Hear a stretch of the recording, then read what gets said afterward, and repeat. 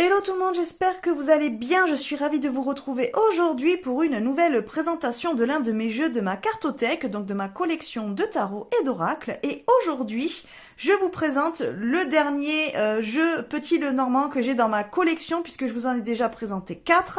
Je vous ai déjà présenté le joli Petit Lenormand. Je vous ai présenté le Mademoiselle Lenormand de Gabriel Sanchez. Je vous ai aussi présenté le jeu Lenormand, donc carte de bonne aventure, donc le classique. Et je vous ai aussi présenté The Sweetness of Lenormand d'Angélique Voyance. Voilà. Donc, si vous voulez retrouver toutes ces vidéos pour découvrir les autres jeux Lenormand que j'ai dans ma collection, je vous invite à aller voir dans ma playlist ma cartothèque de ma chaîne. Vous fouillez, je vous ai présenté aussi tous mes tarots, une partie de mes oracles. Donc là, on est à un peu plus de 40 présentations de jeux et il me reste, je pense, un peu plus de la moitié de ma collection encore à vous présenter. Voilà, parce que je pense qu'en tout, je dois avoir une centaine de jeux à vous montrer. Et donc là, j'en suis, je crois que là, ça doit être 46 ou 47e vidéo, je ne sais plus.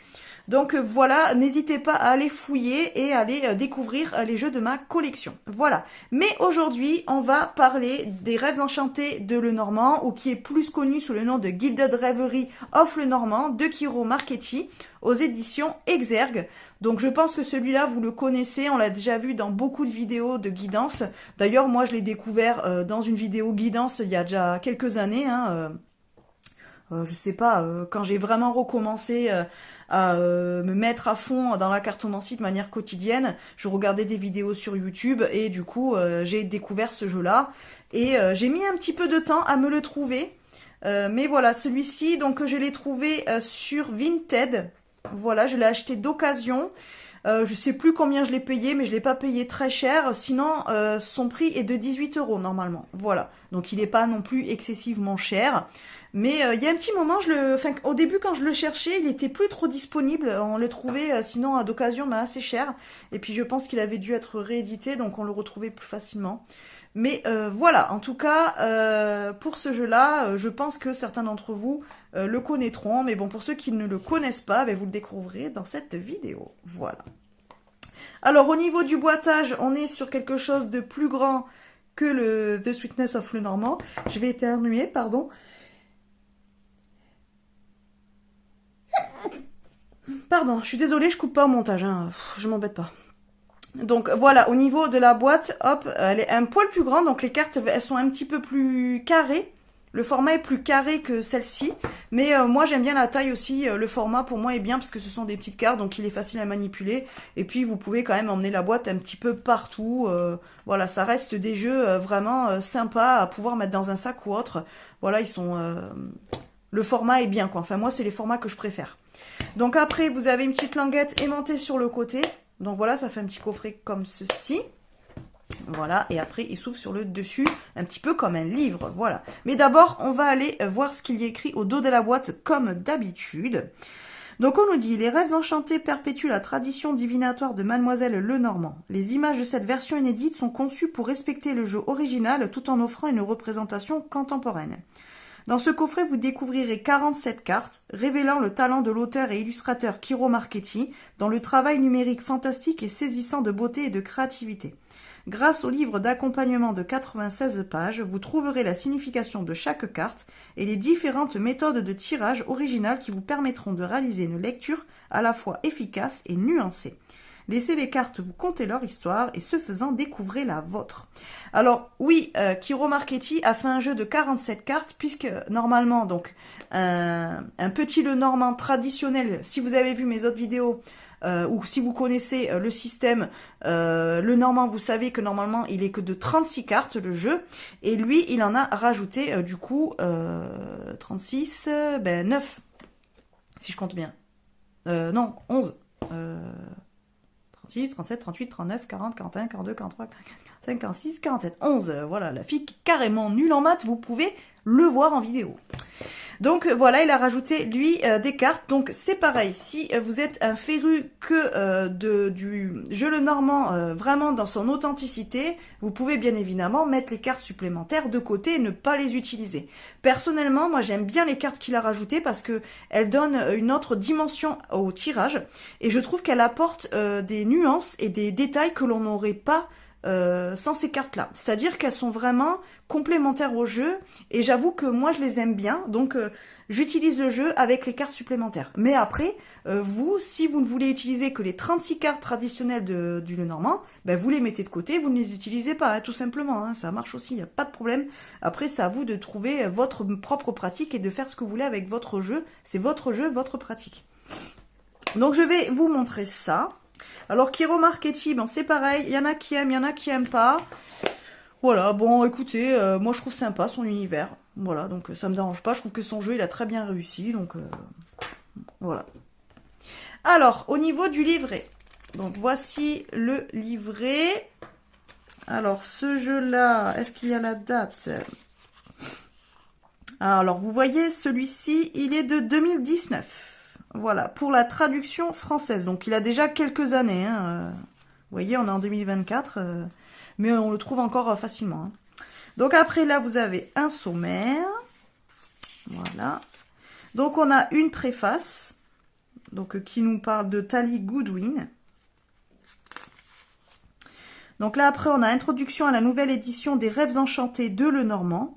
Donc, il explique pourquoi il a introduit des nouvelles cartes. Donc, il nous dit que les 36 cartes du système Lenormand et leurs images traditionnelles sont utilisées depuis plus de 150 ans et leur parfaite efficacité sous leur forme originale a souvent été louée. Lors d'un tirage, ces lecteurs expérimentés sont en mesure d'appliquer leurs connaissances à toutes ces cartes et à leur correspondance pour parvenir à une interprétation complète. Voilà, donc il nous dit qu'il a donc introduit de nouvelles cartes dans l'oracle des rêves enchantés, non pour modifier le système établi, mais pour permettre une interprétation plus flexible. Ainsi, les cartes de l'homme 28 et de la femme 29 offrent une association plus pertinente des significateurs en fonction du sexe du consultant dans une lecture spécifique. Les hiboux, complément des oiseaux, reconnaissent cette préférence dans diverses traditions européennes. Donc en fait, dans ce jeu-là, vous allez déjà retrouver 2 cartes de consultant, 2 cartes de consultante. Enfin, d'où là, 2 cartes hommes et 2 cartes femmes. Alors ça, il y a de plus en plus de Lenormand qui le font pour justement que tout le monde puisse se retrouver de par leur relation dans le jeu. Ça évite d'avoir le côté traditionnaliste, l'homme, la femme, le couple hétérosexuel basique, on va dire. Donc, et après, vous avez aussi le côté triangulaire. Si éventuellement vous avez un amant ou une maîtresse qui se mêle à la relation, eh bien vous pouvez la faire... comment dire la faire illustrer dans le jeu, quoi. Voilà, par exemple. Donc c'est intéressant et souvent, oui, on retrouve maintenant, il y a de plus en plus de jeux où on retrouve ce côté 2 hommes, 2 femmes et avec des illustrations différentes. Voilà, comme ça, on peut donner un autre sens à la carte. Et ensuite, c'est pareil, donc vous avez la carte des hiboux et des oiseaux, donc vous avez 2 cartes oiseaux, simplement que la carte des hiboux et la carte des oiseaux, vous n'allez pas l'interpréter de la même manière. Mais ça permet en fait d'avoir... en fait, la carte des oiseaux, comme ça, au lieu d'avoir une seule et même carte qui peut avoir une double signification, ben là, vous avez la carte des oiseaux qui va avoir une signification et la carte des hiboux qui va en avoir une autre. Voilà, donc il dit les autres cartes intégrées au jeu ont pour but de fournir un contexte et d'apporter une perspective supplémentaire aux interprétations. Donc vous avez la carte du temps, par exemple, offre des données détaillées sur le temps des événements suggérés par les cartes. L'arrivée du cavalier ou un voyage vaisseau. Le dé peut donner une orientation pertinente au trèfle qui symbolise la chance due au hasard, mais aussi le dénouement délibérément recherché par une prise de décision ou de risque, c'est-à-dire le choix. Le pont suggère une connexion plus directe entre les autres cartes, au-delà de leurs liens habituels et en fonction de leur proximité dans le tirage. Le masque représente une caractéristique personnelle et la nécessité d'une réflexion et d'une évaluation approfondie. Voilà. Alors, ils disent que lorsque Tally Goodwin a aidé donc Kiro Marchetti à rédiger le texte des Rêves Enchantés, elle lui a fait remarquer que les images apparaissaient déjà dans les anciens jeux de loi qui partagent un héritage commun avec le Petit Lenormand. Créé en 1597, le jeu de loi comprend le pont, le labyrinthe, la prison, la mort, la taverne et le puits. Prototype de tous les jeux de parcours tels que l'oracle de l'espoir, il compte également le dé. Donc voilà, donc il vous explique un petit peu voilà pourquoi il a mis ces nouvelles cartes. Ok, bon je vais pas tout vous lire, hein, mais bon voilà ce qu'on vous explique. Alors choix et lecture du jeu d'oracle, ensuite on a...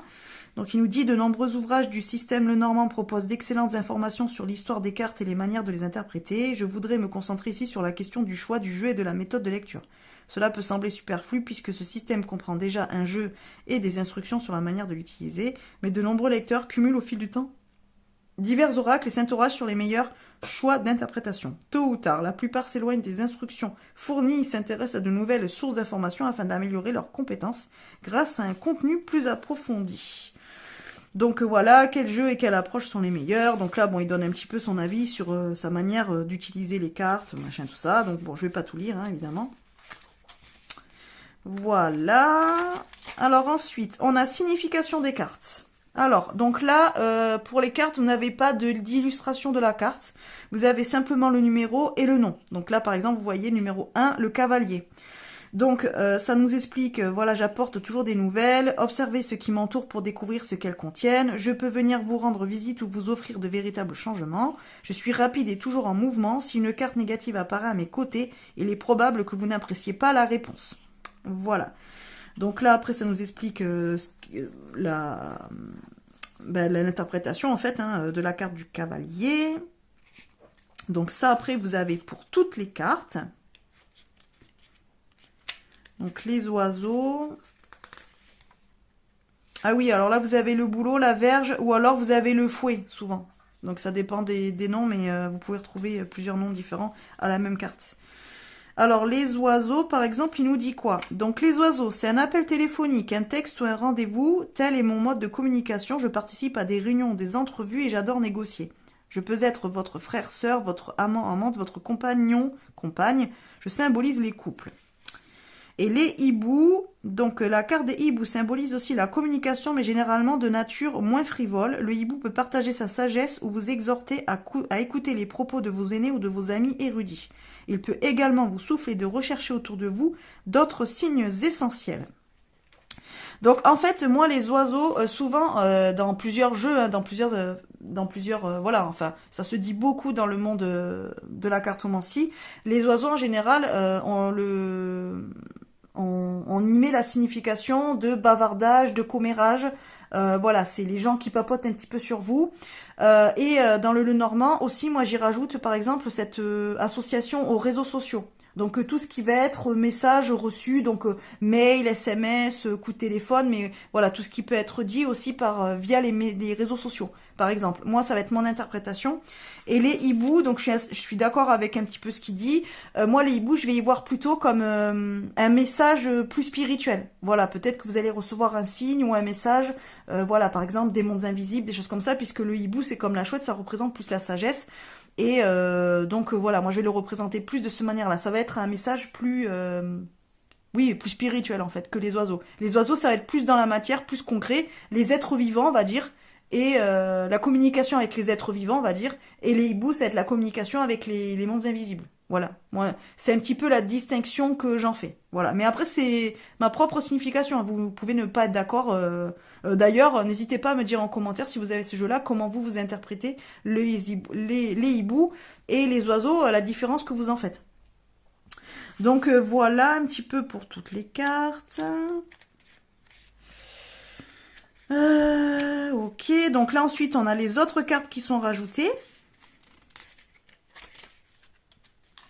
Donc pour les autres cartes, nous avons la carte du temps, nous avons la carte du pont, la carte du dé, la carte du masque, la carte du puits, la boussole, le labyrinthe, la loupe.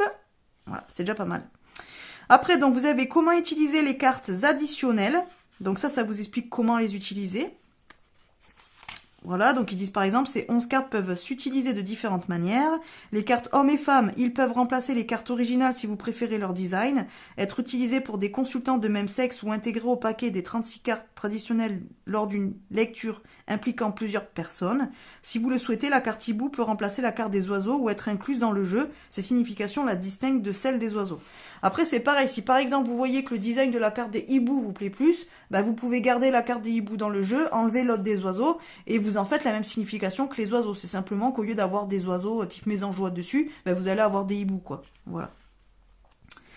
Voilà, donc la manière la plus simple, c'est les intégrer au jeu, ils disent, mais bon, après, voilà, c'est pas obligatoire, hein, évidemment.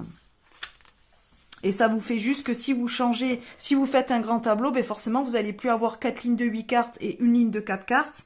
Vous allez avoir...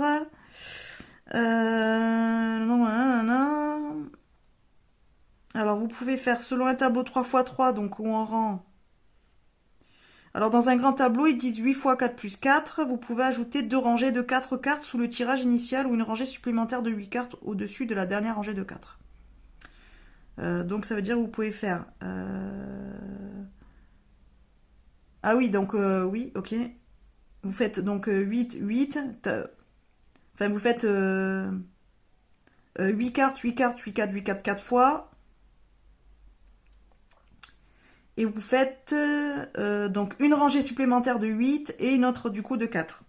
Donc vous faites en gros 5 rangées de 8 et une ligne de 4, par exemple. Voilà, bon après vous mettez un petit peu comme vous voulez. Hein. Moi je pense que le tableau... Ah, vous voyez, ça fait ça en fait. Ça fait un tableau bah, tout rectangulaire quoi. Vous ne retrouvez pas... Normalement vous vous retrouvez avec un tableau comme ça. Avec les 36 cartes. 1, 2, 3, 4, 5, 6, 7, 8, 9. Non, il y a 9 cartes. Donc là, il y a une rangée en moins. Et normalement, voilà, ça fait à peu près... Ça fait ça, normalement. Voilà. Et donc là, ben, vous avez 3 rangées... Enfin, 4 rangées de 9 cartes, du coup. Alors, j'espère que vous avez compris. Je pense que oui. Hein. Donc voilà, ça vous explique comment on fait le grand tableau. Et là, donc, vous avez les cartes de clarification. Ok.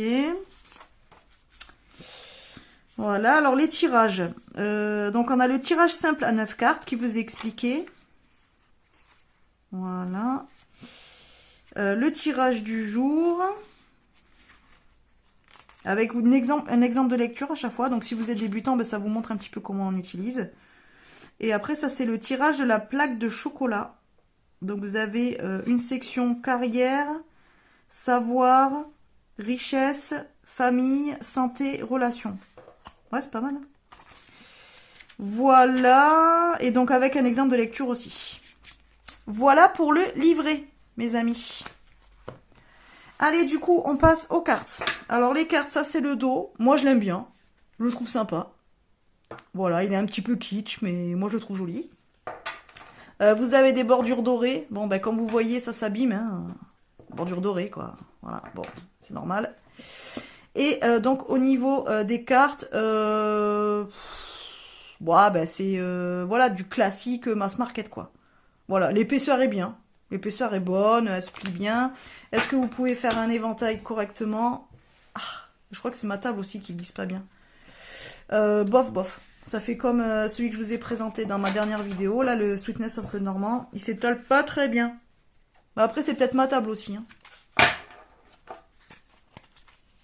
Oui, parce que bon, là, elle glisse quand même pas mal, mais voilà.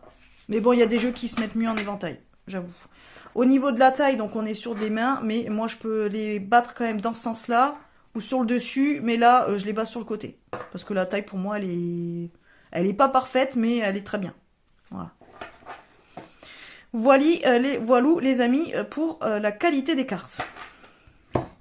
Allez, je vous descends un petit peu. On y voit mieux.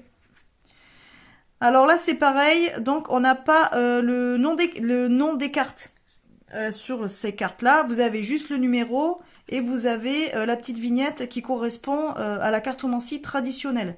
Donc, d'ailleurs, elle a pas mis 9... Enfin, il n'a pas mis les 9 cœurs. Il a juste mis 9 et cœurs. Voilà. 6 carreaux.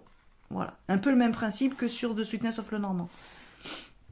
Mais vous avez quand même la forme vignette. Donc, c'est plutôt sympa. Donc, voilà. Alors, je vais essayer de faire en sorte que ça brille pas trop. Est-ce que c'est clair? Oui. Allez, donc voilà pour la carte numéro 1 avec le cavalier. Les trèfles. Alors, les trèfles, je les trouve très jolies avec la fleur de trèfle. Le vaisseau. La maison. J'adore la maison. Je l'aime trop. Je la trouve trop stylée. l'arbre. Alors là, ce qui est bien dans cet arbre-là, c'est qu'il a rajouté des oiseaux, évidemment, mais il a rajouté aussi le symbole de l'arbre de vie, là, de la cabale. Et je trouve que c'est sympa, ça donne une autre dimension à la carte. Les nuages. Donc là, on voit bien qu'il pleut et là qu'il fait soleil. Le serpent. Bon, le serpent, là, il a la gueule grande ouverte, là. Et puis, ben, il y a les pommes, hein, donc on revient au côté manipulation ben, pour Ève, Adam et Ève, quoi. Mais ça peut aussi représenter la connaissance, puisque les pommes et le serpent représentent la connaissance. Donc vous pouvez donner les deux symbolismes à cette carte-là. Le serpent n'est pas forcément négatif. Donc là, on a le cercueil, le bouquet, la faux, donc le fouet ou la verge, comme vous voulez. Donc les hiboux. Enfin, d'ailleurs, ils appellent les hiboux, mais ce sont des chouettes hein, dessus. Et là, vous avez les oiseaux.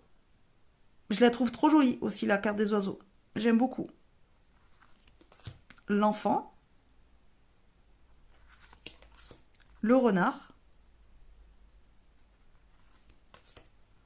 L'ours. L'étoile.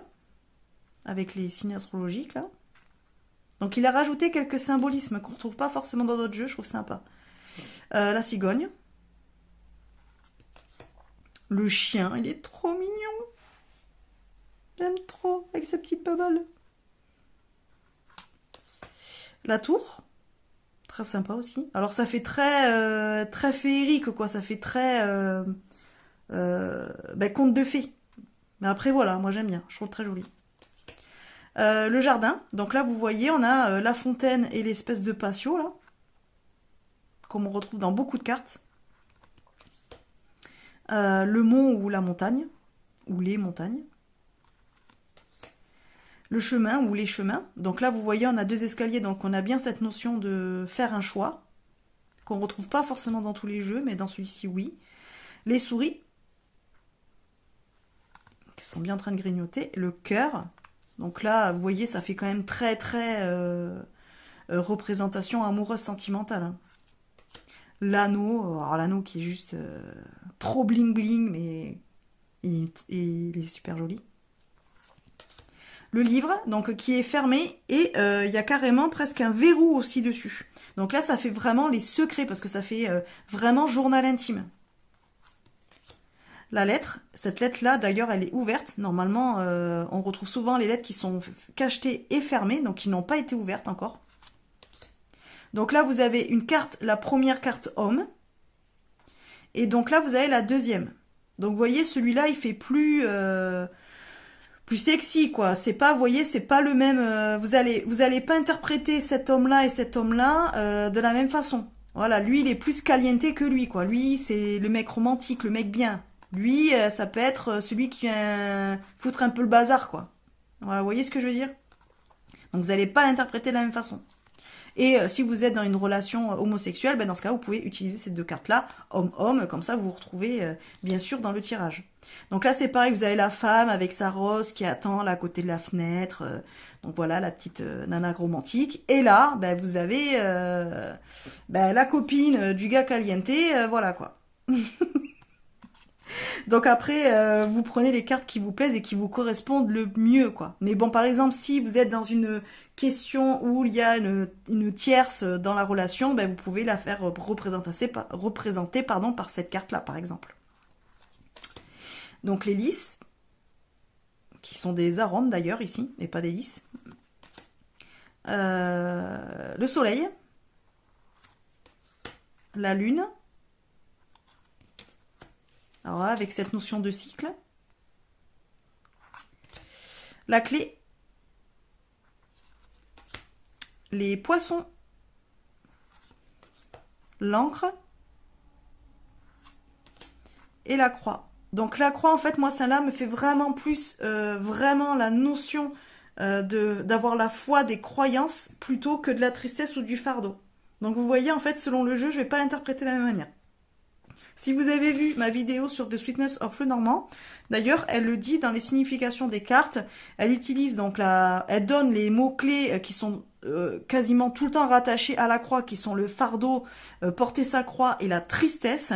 Mais elle met aussi avoir la foi. Et moi, c'est vrai que la croix dans le Lenormand me parle plus de cette façon-là.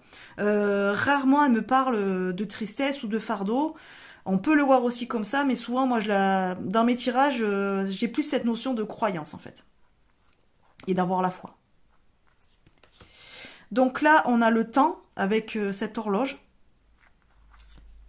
Là, on a le pont. Alors, en général, comment moi je les interprète? Donc après, vous avez l'interprétation dans le livre, mais c'est vrai que avec les cartes qui sont rajoutées, vous pouvez les interpréter plus à votre façon. Ça peut être intéressant, comme ça, en fait, ces cartes-là, vous vous dites, moi, elle me parle de ça, de ça, de ça. Donc moi, le temps, en général, elle me parle de patience plutôt. De quelque chose qui va être sur le long terme. Quelque chose aussi qu'on peut attendre. Dans l'attente de quelque chose aussi. Mais j'y vois plus cette notion de patience, ouais. Après, le pont, c'est la reliance. Alors, ça peut être la reliance entre, par exemple, les mondes invisibles et les mondes visibles, par exemple, si on est sur des questions spirituelles. Mais ça peut être aussi une notion de distance ou de lien malgré la distance aussi. Il peut y avoir quelque chose comme ça. Voilà. Mais ça me parle aussi, voilà, de lien, par exemple. Alors, les dés, moi, ça me parle de hasard. Donc, on a les trèfles qui nous parlent de chance. Mais les dés, moi, qui me parlent plus de coup du hasard, par exemple. Ou alors ça peut être plus de tenter sa chance aussi. Disons que les trèfles, ça va être, vous allez avoir un hasard chanceux qui va vous tomber dessus, alors que les dés, c'est peut-être vous qui allez lancer les dés du destin pour voir si vous pouvez avoir quelque chose de bien dans votre vie, si vous pouvez gagner quelque chose. Vous voyez ce que je veux dire? En fait, les significations sont très rapprochées, mais elles sont quand même très... vous pouvez quand même faire des petites... comment dire, la notion, elle est similaire, mais pas complètement la même. Si vous avez les dés qui tombent, moi je vais voir plutôt une espèce de coup de hasard ou quelque chose que vous auriez vous tenté, quitte à vous planter en fait. Alors que la chance, c'est vraiment la chance, c'est quelque chose qui vous vient dessus que vous n'avez pas prévu. Voilà, c'est pas vous qui avez initié, c'est pas vous qui avez été l'initiateur de cette chance-là. Vous voyez ce que je veux dire? C'est l'univers qui vous l'envoie. Là, avec les dés, moi, je me dis juste, c'est le côté joueur, c'est, allez, je lance les dés, puis advienne ce que pourra, quoi. Si je gagne, tant mieux. Si je perds, tant pis. Mais en tout cas, c'est vous qui allez un petit peu aller chercher cette chance, quoi. Qui allez un petit peu bousculer le destin, quoi. Vous voyez ce que je veux dire? Ensuite, là, on a les masques. Donc moi, les masques, je les vois surtout sur le côté d'être dans l'illusion, de se cacher, de pas forcément montrer son vrai visage. Donc moi, cette carte-là, alors autant je peux la voir de manière négative que positive, mais pour moi, elle a plus tendance à être négative, dans le sens où on n'est pas honnête, où on peut faire preuve d'hypocrisie. Vous voyez ce que je veux dire? Quelqu'un qui ne se montre pas sous son vrai jour, par exemple, qui joue un rôle. Donc moi, je le vois dans ce sens-là. Ensuite, le puits, alors moi je le vois dans le sens de vraiment de secret caché, de quelque chose que l'on a mis en profondeur et disons que en jetant ce seau-là, on va aller jeter un petit peu ce qu'il y a dedans, quoi. On va aller fouiller dans les profondeurs. Il y a un côté comme ça. Donc là, il y a peut-être des choses sous-jacentes aussi, par exemple.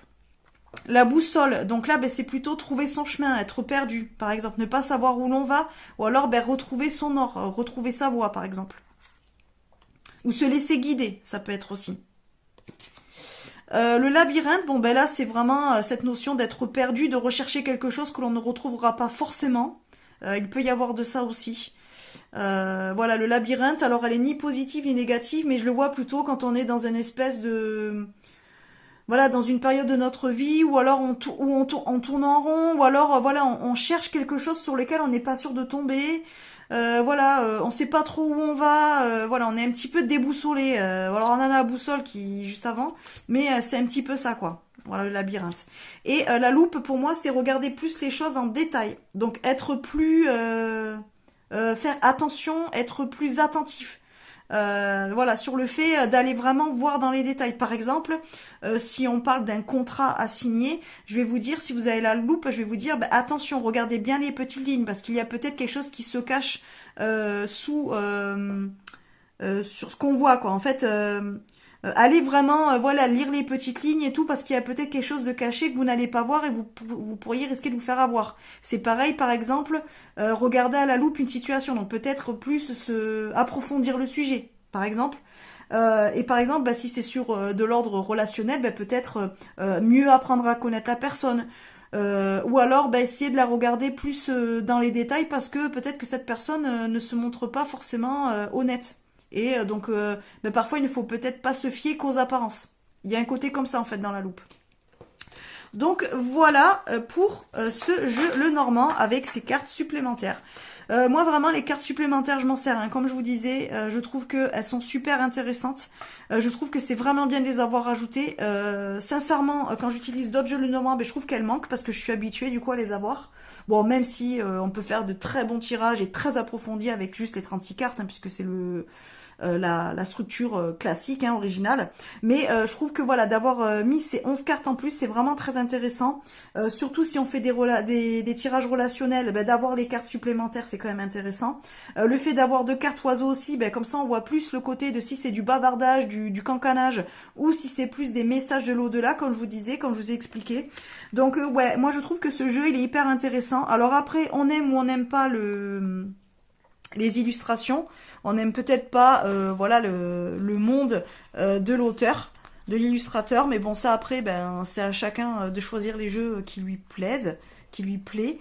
En tout cas moi je l'aime beaucoup. Je trouve que voilà les symbolismes ben, ils sont clairs. Voilà, on retrouve bien tous les symboles que l'on retrouve dans les Lenormand. Et il en a quand même rajouté d'autres des nouveaux, donc qui donnent une autre dimension aux cartes. Donc ce qui veut dire que vraiment les cartes on peut les voir plus en profondeur et je trouve que c'est intéressant parce que bah, du coup les tirages vont plus loin. Voilà, en fait, en tout cas, moi je trouve que voilà, les tirages nous amènent à voir d'autres dimensions, à interpréter les choses d'une autre manière. Je trouve que ça ouvre plus de champs de possibles en fait. Alors après, évidemment, tout ce que vous avez en symbolisme dans cela, si vous avez un autre Lenormand, vous pouvez tout à fait les utiliser pour un autre jeu, même si ce n'est pas sur les cartes, vous pouvez très bien les utiliser. Mais voilà, moi je trouve ce jeu très sympa. J'aime bien les illustrations, moi je les trouve jolies. Voilà, ça fait un petit peu kitsch, hein, voilà, il y a beaucoup de dorures et tout, mais moi ça me dérange pas. Voilà, en tout cas, je l'aime beaucoup, je regrette pas de l'avoir pris sur Vinted parce que vraiment, il était pas du tout abîmé, hormis le doré qui était un petit peu parti, mais bon, moi ça je m'en fiche, j'en ai plein d'autres des jeux avec des bordures dorées et le doré s'en va, donc ça me dérange pas. Ça veut dire que le jeu a été utilisé, qu'il sert et c'est plutôt cool. Donc voilà les amis, est-ce qu'il se mélange bien? Oui, il se mélange très très bien, les cartes sautent très bien. Enfin voilà, j'aime bien le bruit que ça fait, hein, voilà, ça fait bien tchic tchic tchic tchic tchic. Voilà, moi j'aime bien quand ça fait du bruit, là, quand les cartes elles frottent entre elles, voilà. Voilà les amis, bah écoutez, dites-moi si vous le connaissiez, ce jeu le Normand, hein, il est assez connu, mais bon, peut-être que vous venez de le découvrir en regardant cette vidéo. Si c'est le cas, bah dites-moi s'il vous plaît, ou pas, ce que vous en pensez. Si vous avez regardé mes autres vidéos, bah n'hésitez pas à me dire lequel au final de mes 5 jeux le Normand vous préférez. Ça m'intéresse, voilà, n'hésitez pas à me dire quel jeu vous avez, peut-être dans votre collection ou chez vous, si vous utilisez le Normand ou si vous n'aimez pas ce système-là. Que pensez-vous des cartes qui sont rajoutées complémentaires ou pas? Est-ce que vous les utilisez ou est-ce que vous les utiliseriez si vous avez ce jeu-là?